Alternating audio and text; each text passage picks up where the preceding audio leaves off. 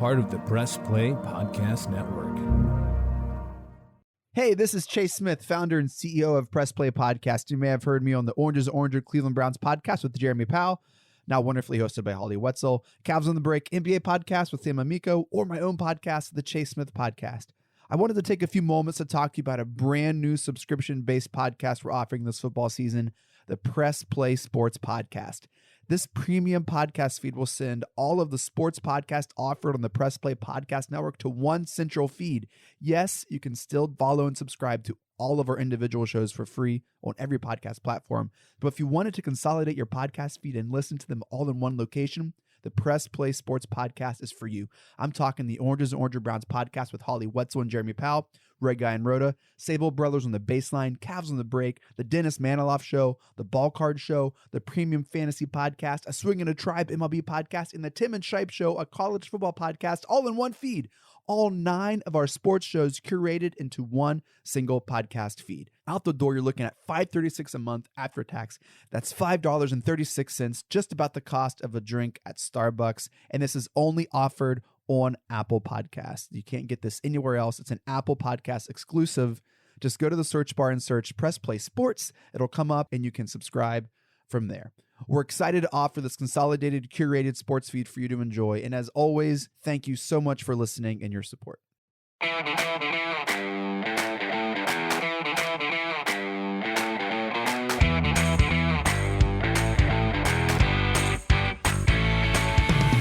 And welcome to another edition of the Red Guy and Rhoda podcast here on the Press Play Podcast Network. Shout out to our producer extraordinaire, Dave Emmert, the man, the myth, the legend. He gets this out to you in the podcatosphere, so you get to hear what Red Guy and Rhoda have to say about the Browns' 47-42 loss on the road to the San Diego, Los Angeles Super Go Chargers today. And Michael, if you didn't have a horse in the race, this was a fun game to watch, man.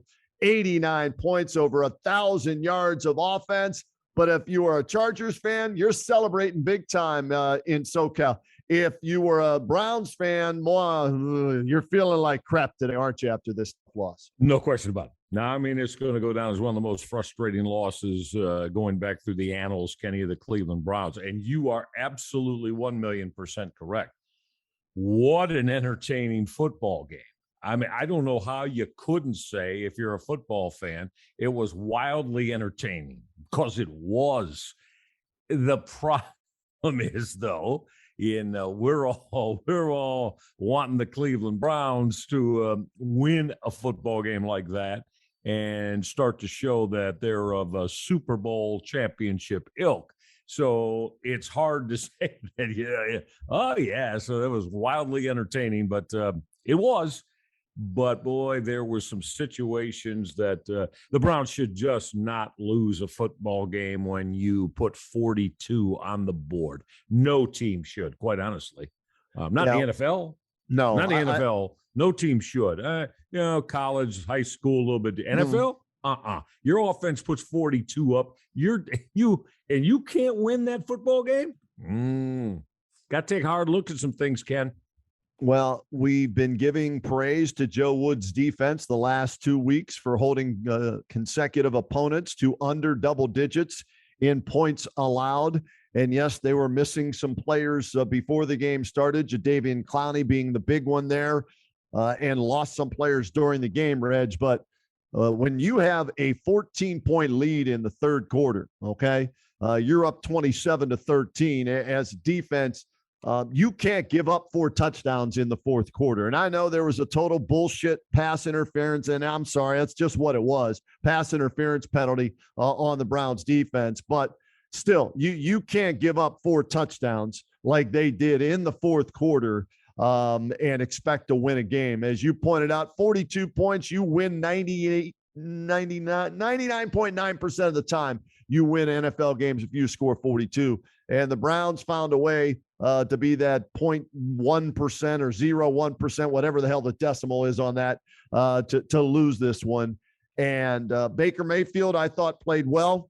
But, and this is just me, I always say, all right, where are you with the game on the line? Yeah, the defense stunk. They gave up 47. You still had the ball with a chance to win on the last possession. And we might question some of the play calls there from Kevin Stefanski, and I'm sure we will throughout this podcast. But if you want to make $40 million a year, you want to be that franchise quarterback, the face of the franchise. This was a chance for Baker to do something very special on the road and get a victory. And he came up short after playing very, very well for the first 58 minutes, in my opinion. Yeah, there's a case to be made for that. The only caveat I'm going to put with that, because we're going to get into this as we go along. To me, I tweeted this out. This is a complete coaching failure by the Cleveland Browns. Yeah. Okay. For the way that they decided to proceed. We'll get into it a little bit later. Kenny, I want to throw this out to you because, you and I always kind of go deep and look at a lot of different things. And so I started to go back a little bit. Do you know, and, get your thoughts on this too. And what does it say? Does it say anything or does it just say it's all a part of getting to be that championship type football team? Since going back to last year, Kenny, the Cavaliers, listen to me. The Browns have lost 2 times to Lamar Jackson. They've lost to Patrick Mahomes, Justin Herbert, Derek Carr, right? Yep. So a lot of their wins over guys like Davis Mills, Justin Fields, Kirk Cousins. Kenny, you got to start beating some of these top quarterbacks here and there, don't you? Yeah. I mean, you're going to be a championship team. You against every time they face one of these top QBs in the league, it's going to be an L next to your name. Well, to me, Ken, that's not expediting the journey to become a championship team. You got to start beating these guys here and there. I'm not saying, even 50% beat them. Browns don't do that yet. They've blown up on all of the more average to poorer teams and quarterbacks in the NFL. I think that's got to start changing a little bit. I agree with you 100%. And this was a matchup, if you watched, you said, wow, those were 2 good quarterbacks today. They led their teams in that. But which one was the number 1 overall pick in the draft? Oh, it was Baker. It was Justin Herbert looked like a franchise team carrying number 1 overall pick today. He throws for 398, 4 touchdowns, no picks. He also ran 4 times for 30 yards and a touchdown. So he accounted for 5 touchdowns today. Now, the 2 teams are different. The Browns are a run-oriented team, okay, in fairness to Baker Mayfield, okay? I want to make sure I throw that out there because they ran for 230 and 3 scores today on the ground. The Browns did against one of the worst rushing defenses in the National Football League. But still, it comes down to it, Red, and I go back. 1:31 left, 75 yards to go, no timeouts, and the Browns had scored earlier in the game in 1:26 seconds and in 42 seconds on offense. So It's not like it's something they hadn't done. Now, the pressure of the game obviously changes when it's on the line, and if you don't score, you don't have another series to try and make it up. So I'm frustrated in this game because Joe Woods' defense looked like they were turning the corner, but you pointed it out astutely that it's one thing to hold the Bears to 6 points. It's another thing to hold Kirk Cousins, even, who's a much better quarterback right now than Justin Fields, to 7 points. But when you start playing these elite quarterbacks, Patty Mahomes, 33 points, right? Justin Herbert, 47 today. And you mentioned Lamar Jackson and some of the other quarterbacks. You've got to be able to defensively hold those guys, Rhett, to under 30 points. You do that with this offense, you're going to have a chance to win those games if you can keep those guys just under 30 points. And, again, the defense, still a work in progress. There were injuries. Jeremiah Owusu-Koramoah left with a throat contusion. He had to go to the hospital after the game. That was precautionary. You also lost Denzel Ward to a neck injury early in the game. Shocking. Well, and guess who didn't play? He didn't even start. No, right. Yeah. Shocking. Jadeveon Clowney, right? That's Here we are. Yeah. How many games into the season and he's already missed a game. So this defense looked like it made strides. And to me, that was all wiped out after today's performance, Michael, because you played an elite football team, one who will challenge for their division championship and maybe in the AFC. Yeah, well, there's absolutely no doubt about that. That's a football game that you got to win. Again, when you play these type of quarterbacks and these type of quality offenses, man, you can't expect to have 35 plus points of your own every week to have to win it. I'm going to throw something out because this is what, and honestly, I got about 95% of my responses on social media and Twitter were in agreement with me, but I'm going to throw it out to you. And what I said when it ended, to me, Ken, this game was lost on that Browns' second to last possession. You just alluded to it. About 4 minutes left. They're up 42-41. Okay. To me, you got to stay aggressive offensively there, man. And what did Kevin Stefanski and Alex Van Pelt decide to do?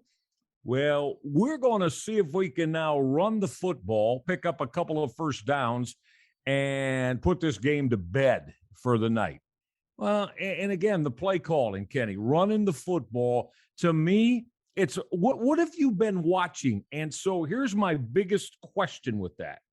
You're up 1 with 4.5 minutes left. Did Kevin Stefanski and Joe Woods, with the way that Stefanski and Van Pelt play called there, are you telling me that they actually had their self believing that their defense could get a stop after they punted the football?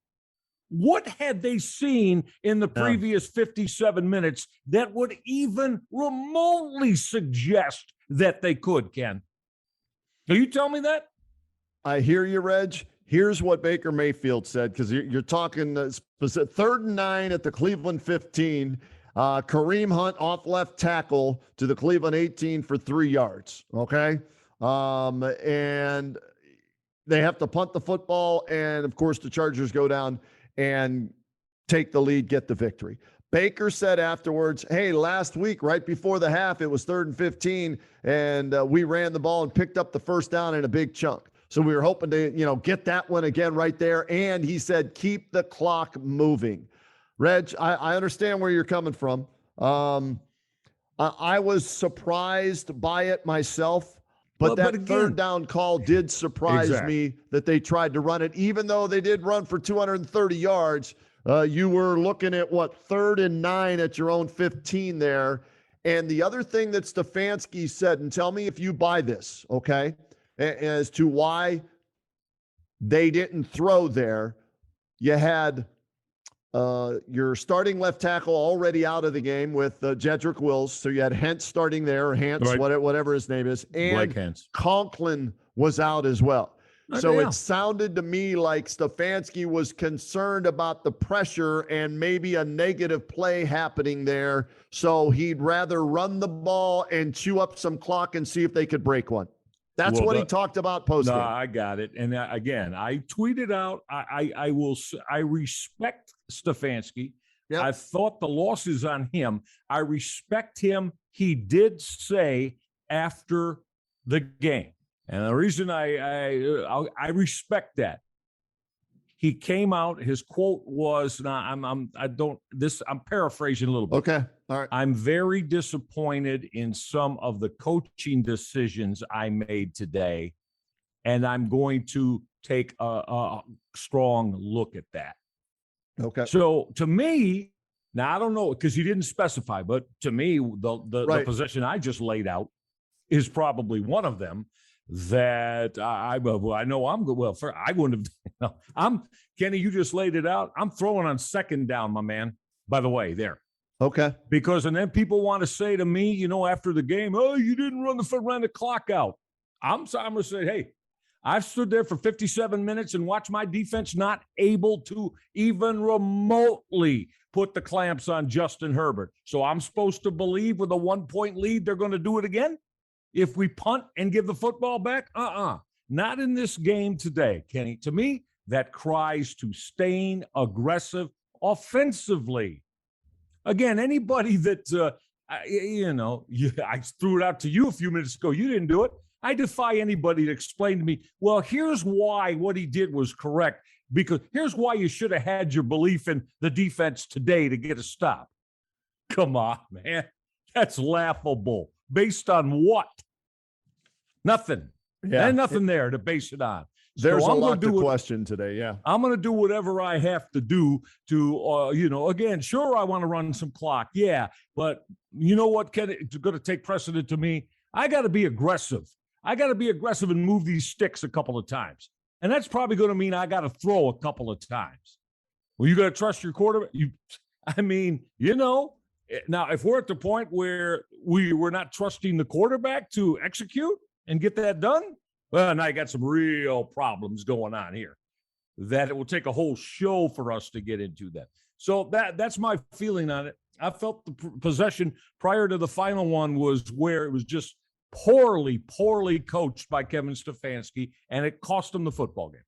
All right, we got to get a break in, Reg. We're just getting warmed up, obviously, with this Browns 47-42 loss to the Chargers in Los Angeles. We'll get a break in right now. When we come back here on the Northfieldpark Rega and Rhoda podcast, we'll dive into some of the decisions that were made, some of the individual performances, from both teams, and what stood out in this Browns loss. And do you start worrying about the defense again, or is this just an anomaly because of the injuries on the road and who you were playing? We're going to dive into all of this when we return right after this.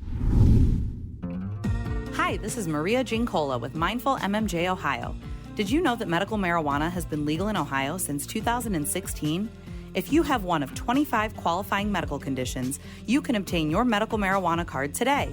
The most common conditions are chronic pain, including migraines and back or joint pain, PTSD, fibromyalgia, spinal cord disease or injury, and cancer. If you or someone you know is interested in learning more or to find out if you qualify, visit mindfulmmjohio.com and fill out the short pre-qualification form. The process of finding a physician, filling out paperwork, obtaining medical records, and scheduling an appointment seems like it would be a daunting process for most. But, lucky for you, Mindful MMJ Ohio will help you every step of the way to make the process quick and easy. In most cases, we can approve a qualified patient within 24 hours. And the visit is virtual, so you don't even have to leave home. So what are you waiting for? Visit mindfulmmjohio.com today. That's mindfulmmjohio.com. Let us help you be more mindful of your health and find a natural way to find relief from your symptoms.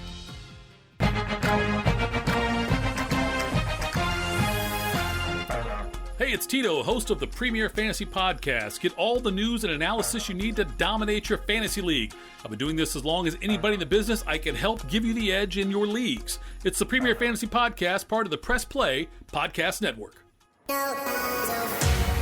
Hey everyone, it's JD from the Hyman Podcast. Back by popular demand, I'm excited to let you know that new episodes of the Hyman Podcast will drop every other Monday on Apple Podcasts, Spotify, or wherever you listen to your podcasts.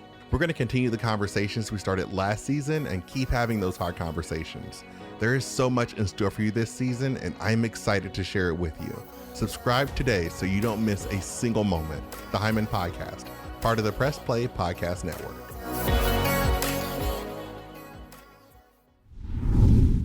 And welcome back to the Rega and Rhoda podcast here on the Press Play Podcast Network, brought to you by Northfieldpark. We love Northfieldpark. You want to know why? Northfieldpark is your home for live and simulcast racing. Free admission, love that. Free parking, love that. Every day at Northfieldpark. Go have some fun at Northfieldpark. The Browns had some fun in the first half, Reg. They were up 20-13.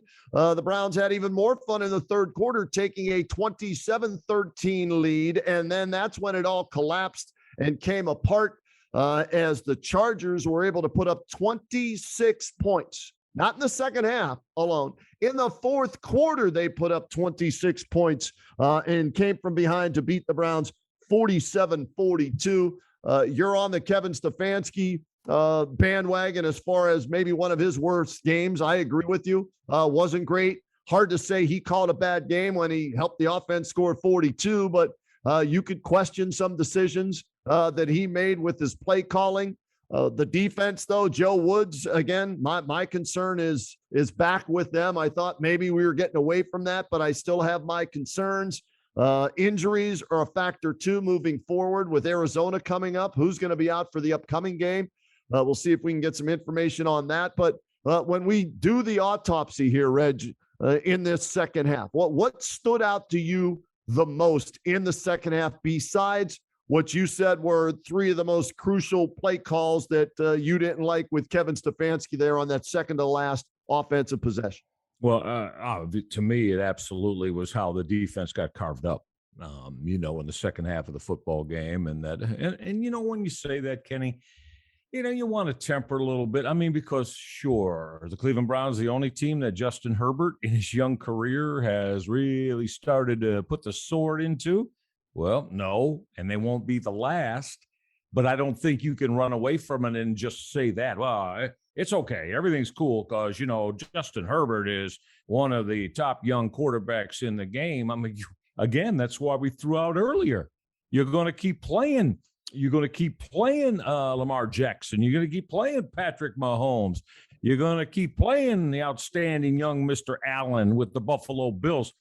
So they're outstanding quarterbacks too. You want to win an AFC championship, Ken, go to Super Bowl? You're going to have to beat them. So what is it going to be the thing? It's okay because those guys are just superior quarterbacks. So, come on now. That's not the way, professional sports in the NFL, you compete. I do want to make it clear here before, we go any further, though.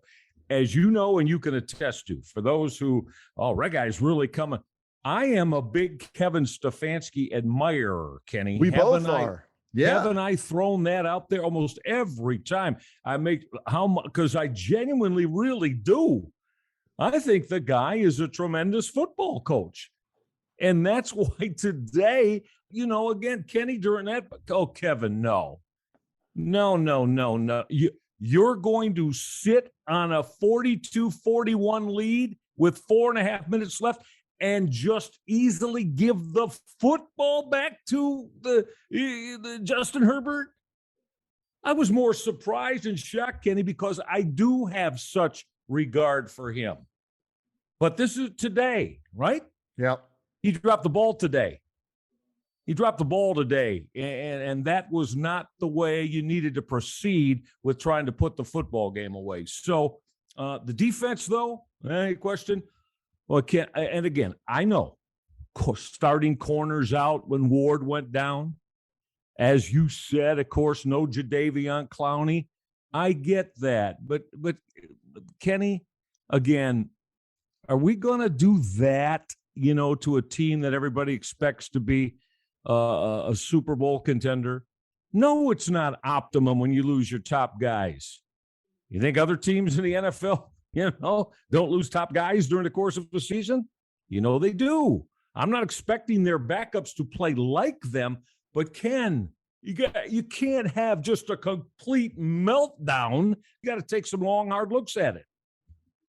Reg, I was just reading the injury report for after the game for the Browns. Cornerback Denzel Ward left the game in the first quarter. Neck injury, didn't return. Greedy Williams left the game. Shoulder injury, that's not good. In the fourth quarter, did not return. Safety MJ Stewart left today's game with a hamstring injury in the fourth quarter, did not return. Linebacker Jeremiah Owusu-Koramoah sustained a throat contusion and was taken to a local hospital for further evaluation after the game. That's the defensive side. So I get it. They were shorthanded late in the game there. Okay. Yeah. And Conklin left with a knee injury in the fourth quarter, did not return. And what I heard post game from Kevin Stefanski, to me, this is me. It sounded like he was coaching with all of those things in his mind. All right, I'm missing 3 defensive guys. I'm missing my left tackle and now my right tackle. I'm concerned about my quarterback. I want to keep him healthy. I want to win today, but I want to keep him healthy moving forward as well. So it sounds like, he was really tested today. Kevin Stefanski as the head coach. There was a lot going on, and he was trying to balance it all and still find a way to win the game. And he wasn't able to put that recipe together, that formula together to get it done, Reg. Because he's normally aggressive. We saw him go for it again early in the game, right? Yeah. On fourth down and came up short. They missed it. Then they went for it again and got it. Yeah. So, we see that from him. So I, too, was surprised by the play calls on that one series the second to last offensive possession. But Rich, should we maybe give San Diego more credit as opposed to just me questioning Baker Mayfield and whether or not he's a franchise guy? You had a minute 31 left. Touchdown wins you the game. Should we just say, you know what, Justin Herbert, he was better than Baker Mayfield, and he was able to beat the Browns defense. Brandon Staley, he outcoached Kevin Stefanski today. I just wrote it down, Rich. They were 6 of 13 on third downs, 3 of 3 on fourth downs in their own territory. Yep. And they were a total of 4 of 4 in the red zone. So should we maybe give some credit to the Chargers for their aggressiveness and their ability to make plays in crunch time, where the Browns, again, like they did at Kansas City, having an early lead, unable to close. They Jose Mesa'd it again today on the road in Los Angeles. The LA Chargers are a very good football team. No question about that. Justin Herbert, Kenny, I just to wrap it up. You and I've talked. I love him. I think he's an elite talent. He's young guy, Kenny. I think he's going to be, and he might have more championships when push comes to shove. I think he's got Aaron Rodgers written all over him, man. Wow. I mean, right up there at the top of the quarterback chain in the National Football League. Remember, Case, 22 years old, man. And so anyway, so sure, yes, there are going to be days like that occasionally. But Ken, and I know, again, if you're talking about playing for championships, they better be few and far between. You can't have what do you want? You say, what if this happens 2 or 3 times over the course of the year? You put up 35, 38, 40 points and find a way to lose. That's not the makings of a championship team, Kenny. Yeah. None whatsoever. So sure, the opposition, you said it, nice, well done. Brandon Staley certainly outcoached Kevin Stefanski today. King-size cojones today, man, Rich. And you know what? Yeah. I guess from listening to the announcers, that's what they do. They are analytically driven regardless of where the ball is on certain fourth down situations, and they were perfect today. And you go back to last year, if you remember, Reg, the Browns were one of the worst teams in the National Football League on fourth down, right, defensively. And maybe that factored into it, along with down and distance and score and time of the game. But I'll tell you what, man, he's 38 years old. He was 3 years he spent as a defensive coordinator at John Carroll. And now right.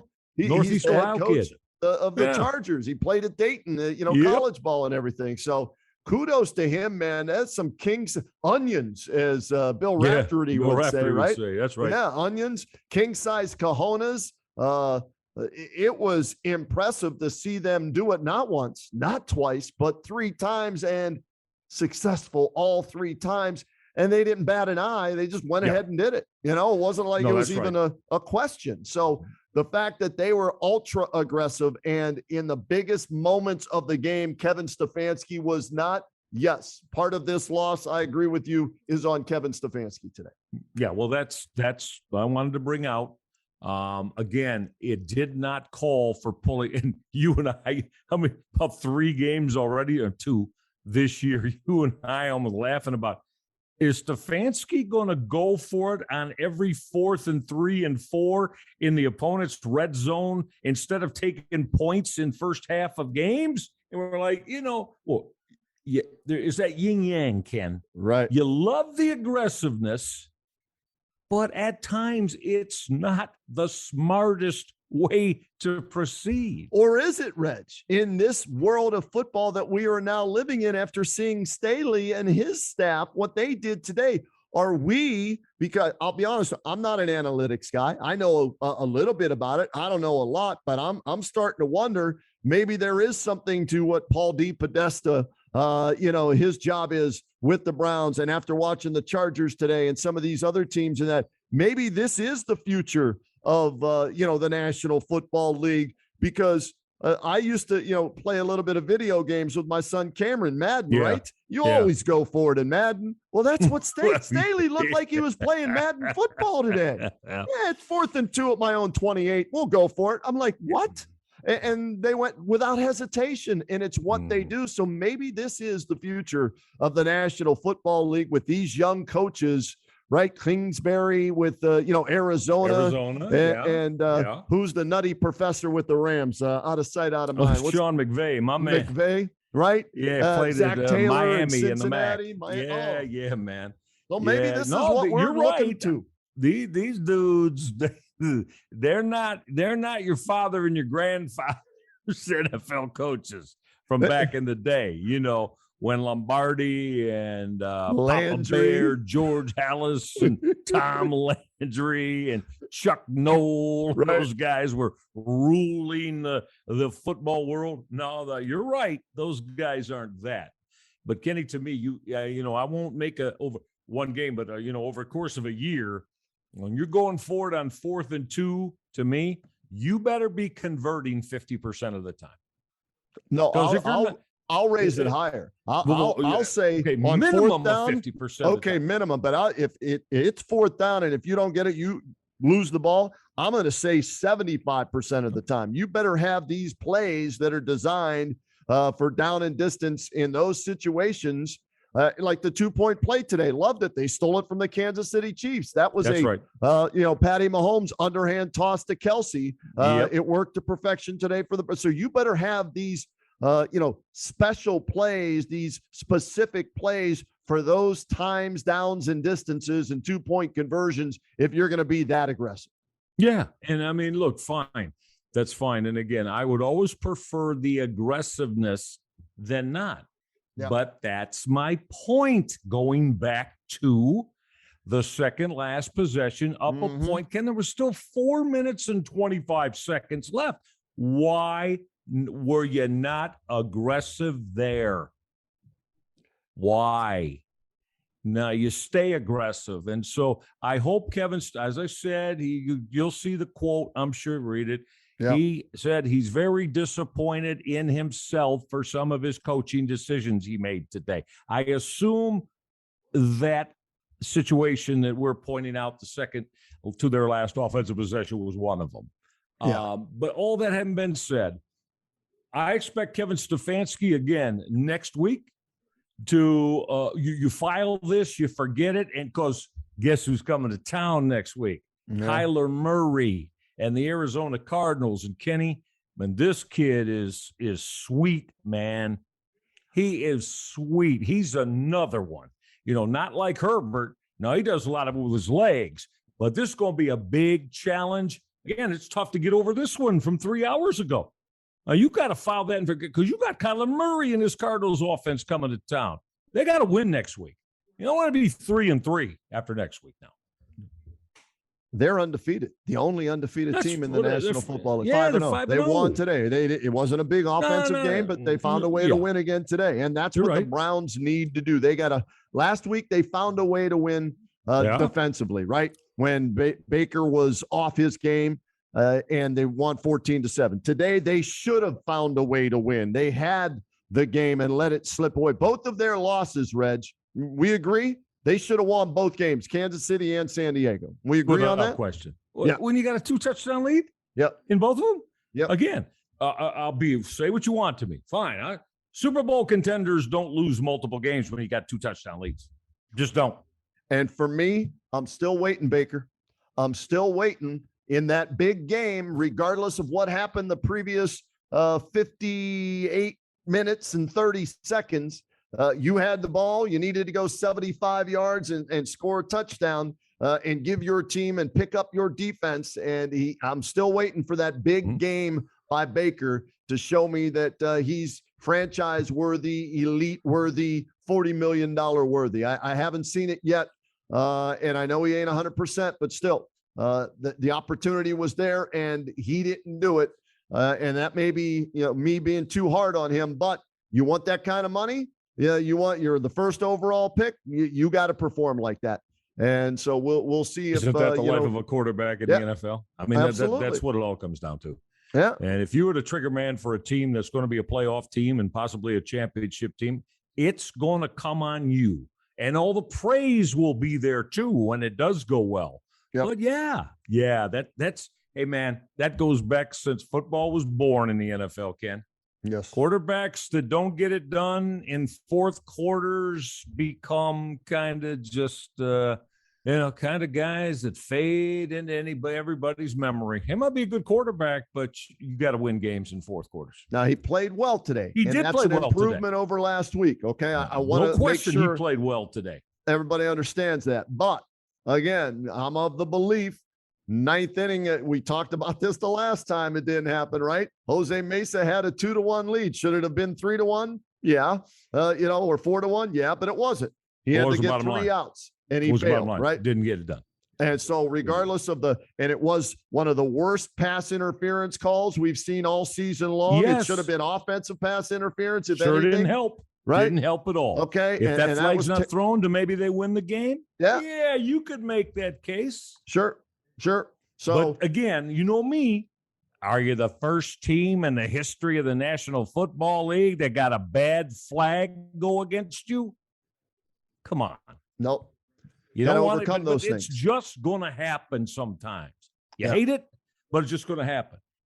Do you persevere and play through it and play over it? Today they didn't. So we'll see. Next week's very, very important. All right, let's get a break in right now. Final one during this podcast here, brought to you by Northfieldpark. And when we come back, we'll wrap it up and really look ahead to next week and throughout the National Football League, Reg, just to, take your temperature on some other teams out there, what you've seen, what you've watched, and where you stand with some of these other teams besides the Cleveland Browns. We'll do that next.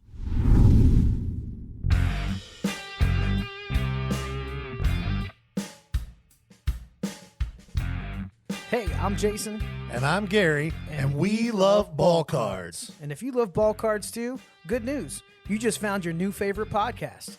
From breaks to grading. And from collecting to flipping, join us on the Ball Card Show. The sports podcast for the sports collector.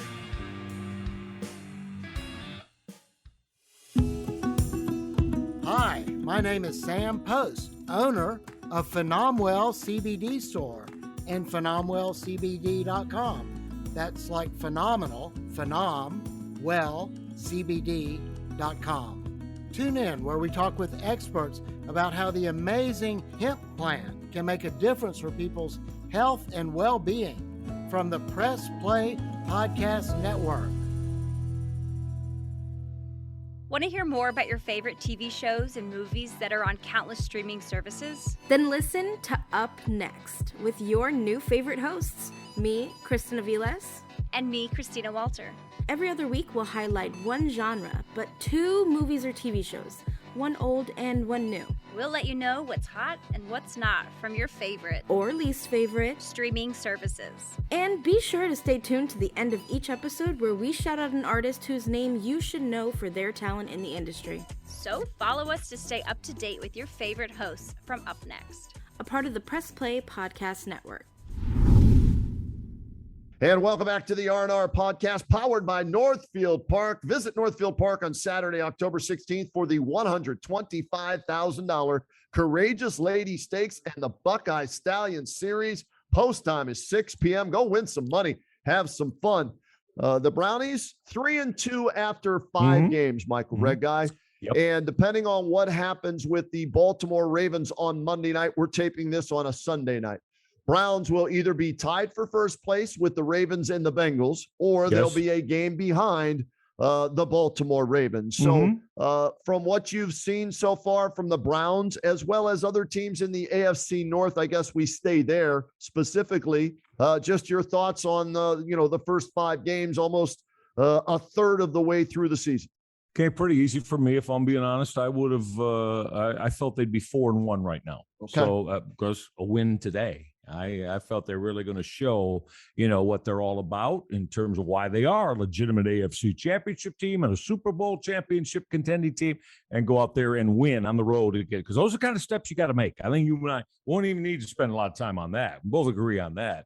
If that's who you are, who you intend to be, well, you got to win road games.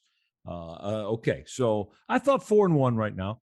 3-2 isn't the, it's not debilitating. It's not crushing the house down. So let's see if they're able to get back on top and do this thing. But now, Ken, we've got some concerns. Was today just an outlier because Jadeveon Clowney and 2 starting corners weren't there? Or is that just pie in the sky and you're being a little bit, not you, everybody, right. We're being a little bit homeristic if we don't think that defensively there's some warts starting to show. I think there are. And so that concerns me. What warts stick out the most for you? Since you put it in those terms, which ones are the ones that they need to go get some acid and burn those warts off sooner rather than later? Of those touchdowns we talked about, Kenny, the big play, the big explosion play touchdowns today for Kenny, 2 of them, there were no Browns secondary defenders in coverage with guys. How does that happen? And again, I know, but okay, I'm sorry. I grant you, I'll say it for the 3rd time. Of course it didn't help that you're but Kenny, those were coverage scheme, just complete total bust breakdowns. Yeah. You can't keep having that happen. You can't have guys running free 8 to 10 yards in the middle of the football field and behind safeties, giving up big play 40, 50, 60-yard touchdowns. Ken, that's not good. That's just not good. You don't win that way in this league. You don't. So I'm concerned about that. You know how I feel about the linebacking play. Again, that's the one area I really wish that Andrew Berry would have, you got to spend a lot of money and make a big splash at that position. But I respect it. I understand they feel differently than I do. That is not a position of big value to Andrew Berry. Your down D-line and your secondary comes first to them. I'll give them that. I'm not trying to take, but I do believe you got to have better than what the Browns have overall as a unit with their linebacking core. That concerns me. And the big plays, Kenny, got to stop, man. Again, you go back and look at it. Thing to me, sure, if a guy makes a great catch, makes a hell of a play, Kenny, not when their receivers running free 8 and 10 yards in the secondary. Reg, that was 20 yards in the secondary today. That ain't going to work ever. That concerns the hell out of me. That's got to get cleaned up real fast. Agree wholeheartedly with you there. One of my concerns moving forward, the offensive line and the injuries to it.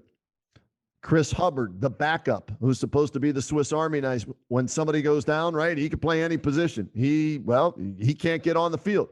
Jed Wills, the last 2 games prior to this, started, couldn't finish. This week, they sat him out because of an ankle injury. Conklin's missed practices, right? Leading up to this, he hurt the knee today. J.C. Tretter's getting a little bit older.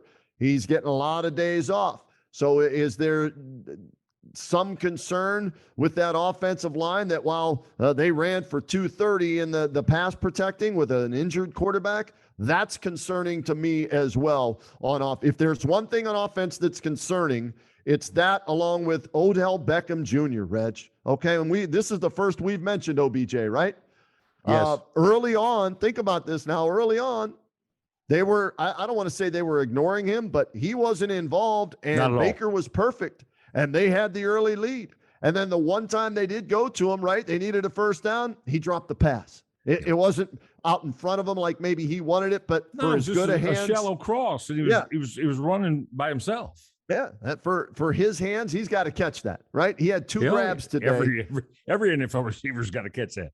Yeah, but him more so. I mean, he's supposed to be able to catch anything with one hand. He couldn't catch that one with 2 hands. So for whatever reason, There's a chemistry between Baker and Hollywood Higgins, but there is no chemistry between Baker and OBJ still. I'm sorry. And so those are my two warts, if you will, with the offense. And you mentioned the defense, the chunk plays, the big plays, the wide open plays that you shake your head at and you go, what happened?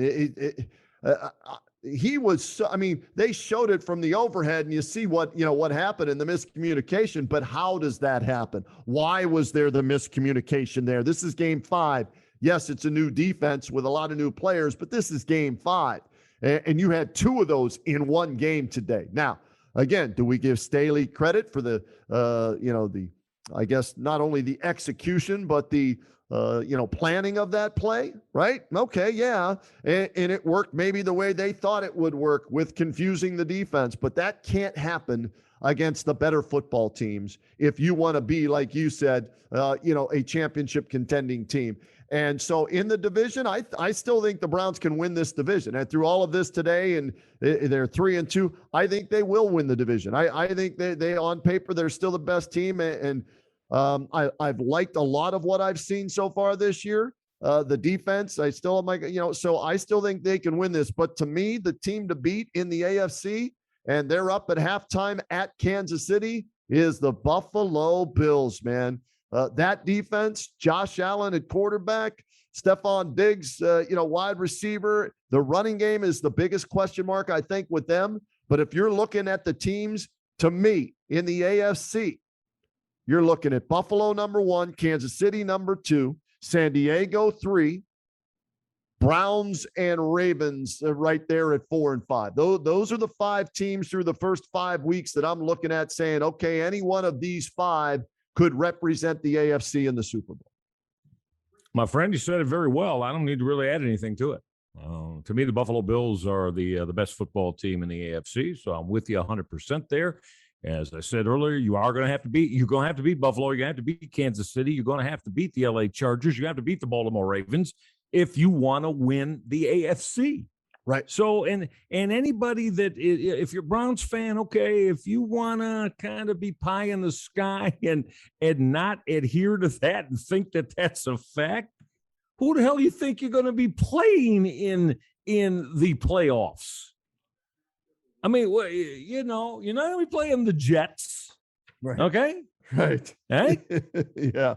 You're not going to be playing the Houston Texans. You're not going to be playing the Jacksonville Jaguars. You're going to be playing the teams we just mentioned. So, I can't even expect them to get this cleaned up because they got to get it cleaned up, especially on the defensive side of football. Be nice if the health would allow them to get back to those that are their starters and they want to play. But I'll say right now, going forward, even if that doesn't happen, Kenny, no excuses. You gotta find a way. And I'm with you on that. And that's what I think the Browns maybe are still lacking. And hopefully they'll be able to figure it out. And let's remember this too. We've been deservedly so. It's okay to question him and be hard on him. We've been hard on Kevin Stefanski today. It's okay. You're allowed to do that because he made today. Again, we've done nothing decisions. But praise him, though, for 2 years now. Right. Today was not a good day for the head coach, period. And that's my point. It's only 2 years. So he's going to make some mistakes. He's still learning as a 37, 38-year-old head coach, just like Staley is, right? So he's going to have some games like this. You hope they're far and few in between, so you don't have too many of them. But you hope, like you always say with the players, boy, I hope they learn from that and they don't make the same mistake twice, right? Mm-hmm. So let's see next time when they're down or they're up protecting a lead and, there's 3 minutes left in the game. And if you can, control the ball and run the clock out, you get the win. Let's see if he's aggressive in his play calling there, or if he does the same thing. I'm willing to bet he'll be a little bit more aggressive. And we'll see if that in turn leads to a Browns victory in another game of this caliber against a good team with a late game situation like that. I believe he will too, without doubt, because I've always felt that that's part of his DNA. That's what makes him tick. He got away from that today in the fourth quarter, and it cost his team a football win. All right, let me ask you before we leave, because it's the autopsy. It's after a loss. That give me, let's leave because, we always like to have positive thoughts in our mind before we go to sleep at night. And so as we end this podcast, right, I only ask negative questions, in the press conferences and everything, right? Yeah. So give me a couple of positives, even though there are no moral victories in the National Football League. Some positives, though, that you will take from today, even though it's a loss that should have been a win. Nick Chubb, Browns fans. I'm ready to say you got the best damn running back in the National Football League. I love this dude, this young man.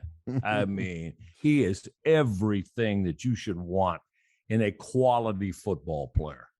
And I mean, he brings it each and every week. How good was he today, Kenny? Was he $161? Was that what it was? $161. Kareem Hunt added 61 more. Yep. Chubb had about twice the amount of carries that Hunt did today. Usually isn't that much, but Chubb had it rolling, man, today. My God, he looked good.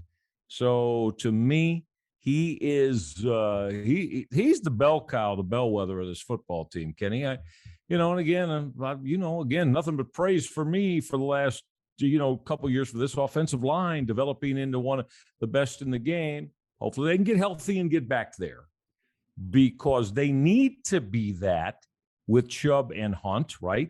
Yep. Because let's make no mistake, Kevin Stefanski, we want him to be aggressive, but you could still be aggressive with your running game, can you not?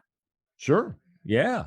And that's what makes the Cleveland Browns go. So to me, Nick Chubb is such a special player. And, Ken, I'd lean on him even a little bit more, because I don't think he would shy or back away from that at all. He's that good. No. He's that special. He'd relish that. Exactly. Absolutely. Exactly. Yeah. All right, Reg, that's going to wrap up this edition of the Reg Eye and Rhoda podcast. We'll be back midweek with some thoughts on, injury updates. We'll get some thoughts maybe on the baseball playoffs midweek. Yeah. Even though the Indians, soon to be Guardians, are no longer involved, and the Cavaliers are getting closer and closer to the regular season. Maybe we'll dive into that. And of course, we'll talk some college football. Reg, we have to, let me rephrase that. Boy. We have to talk college football. Down goes Bama. Down goes Bama. Down goes Bama. We got to talk some college football. That? And of all people, Jimbo Fisher, who took down Nick Saban and crew. I did not think that was going to happen. I thought Saban would put the usual 3 touchdown lashing on Jimbo and crew, but they got it done. Yeah, they got it done, and absolutely, it's big time. I think everybody around college football let out a large way to go. This could be a different looking college football playoff this coming up in January, Ken. I'll leave you with this nugget of information that we can tackle when we do our midweek R&R podcast. You ready? Yeah. All 4 teams that played in the college football playoff last year have already lost this season. Correct. And Clemson has 2 losses. Notre Dame, Ohio State, already. Alabama, and Clemson, they've all lost already this season. So it's going to be a great college football season. I'm still going to stick with 2. I don't know, Ken. They'd have to break it. I don't think a 2-loss team can get in. I really don't. Not this year. Nope. So all those 1-lossers right now that we're talking about, they got to run the table more than likely, or they're not going to be involved in the party of 4 to play for a championship. We'll get into that midweek in the next edition of the R&R podcast. Reg, we'll talk to you then. You got it, buddy. Great job, Dave Emmert. Yeah, Dave Emmert, you rock, man. And thanks to everybody who's been tuning in, checking us out on the Press Play Podcast Network here on the R&R podcast. We appreciate it very much, as we do our sponsor, Northfieldpark. Head on out to Northfieldpark, MGM Northfieldpark, and enjoy yourself out there. We'll talk to you soon.